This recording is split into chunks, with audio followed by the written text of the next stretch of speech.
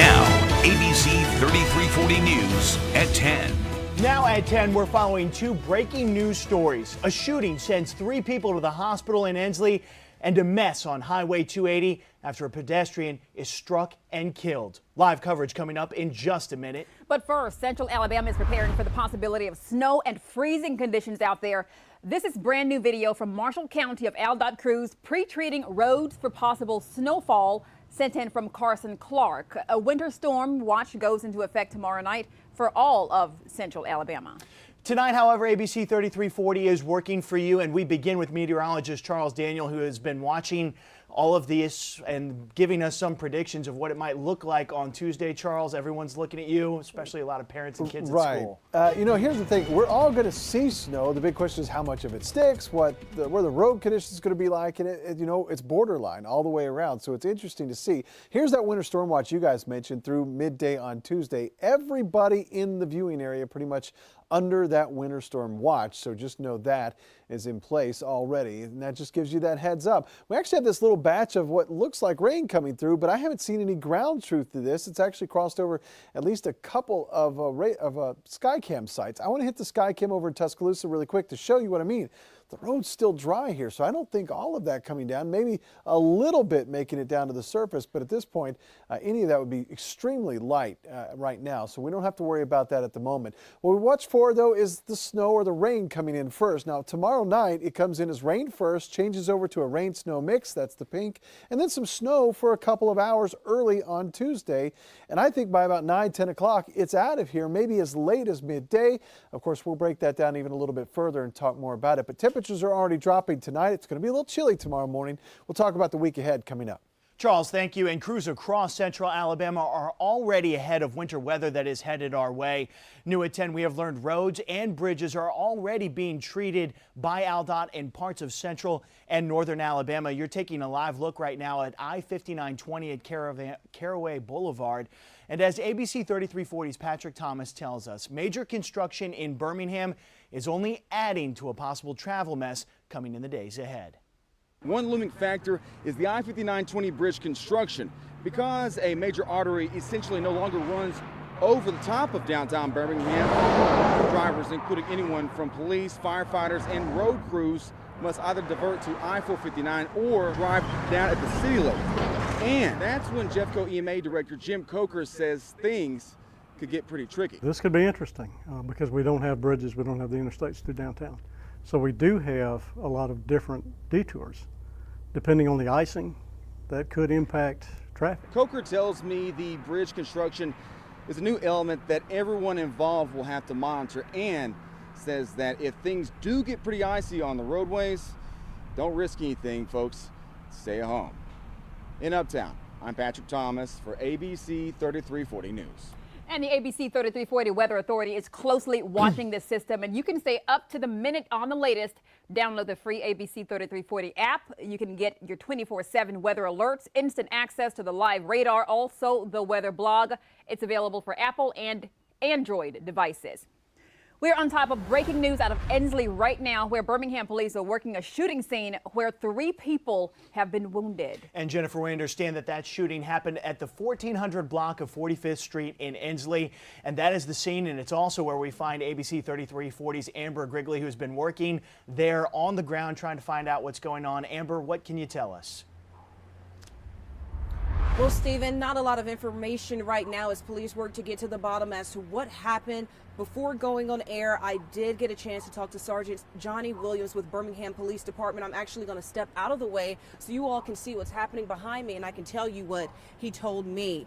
They got a call at the West Precinct about a person being shot. When they arrived to the scene, they learned that, in fact, 5 people were shot. I can tell you, he told me 4 adults and 1 juvenile were shot, and 2 life-threatening injuries. Now, we do know all 5 of the victims. They are at the hospital right now being treated. I am told from Sergeant Williams that the suspect or suspects were in a vehicle following the victim's vehicle. It started on Warrior Road and went into the community for multiple blocks. I mean, I am standing right now on Warrior Road and Avenue O, and I can tell you from here, probably 3 or 4 blocks down. All I can see is crime markers set up. So they actually have this place blocked off for quite some miles here, trying to gather information to see what may have happened. At this time, they do not have any suspect information. It did happen right before 9 p.m. Now, I did ask Sergeant Williams, hey, what message do you have to tell the community? This happened at a time where a lot of people traveling this area and shots were being fired for multiple miles. He did say this is a situation where they ask the community many times, if you see something, please speak up and let them know. So that way they can get the suspects off the streets and make sure that you are in a safe environment. Of course, we will continue to stay on top of this, work to get more information and update you on air and online as we learn more. But for now, in Inslee, Amber Grigley, ABC 3340 News. A suspect still at large in Inslee. Thank you, Amber. We're also following breaking news from Mountain Brook. You're taking a live look at Highway 280, where police tell us a person is dead after being hit while trying to cross Highway 280 in the eastbound lanes. They say that happened after that person wrecked in the westbound lanes. This is a live look right now at the scene near Cherokee Road. That's close to the Brookwood Village exit. Mountain Brook Police Department's Facebook says traffic will be impacted all the while that investigators are there on the scene. No time frame yet as to how long that may take. A Tarrant firefighter is in the hospital tonight, and his chief is asking for your prayers. Lieutenant Jerry Presley was seriously injured after he fell from a ladder this morning. It happened while he was battling a house fire at this home on Woodrow Drive. And Chief Jason Rickles says he doesn't know exactly how Presley fell off that ladder, but he praised the response from first responders in his department and across central Alabama. In the fire service and the police service, it's all about family. There's so many police officers, firemen up there right now just praying and just being there. It's amazing. I've received telephone calls today from Jacksonville, Alabama fire chief to Tuscaloosa's ex-fire chief to, every fire chief in Jefferson County has reached out to me one way or the other. Presley joined the fire department there in Tarrant back in 2001, and the chief called him his best firefighter in his whole department. Also new tonight, a person of interest in a counterfeit money case or several counterfeit money cases in Dora is in jail, but for another crime. The Dora Police Department's Facebook page says they arrested Jacob Totten, pictured right there, after they pulled him over. That's when they found out that he had altered his driver's license to remove words criminal sex offender. Dora police say that Totten is in fact a registered criminal sex offender. Police say the counterfeit money cases are still being investigated.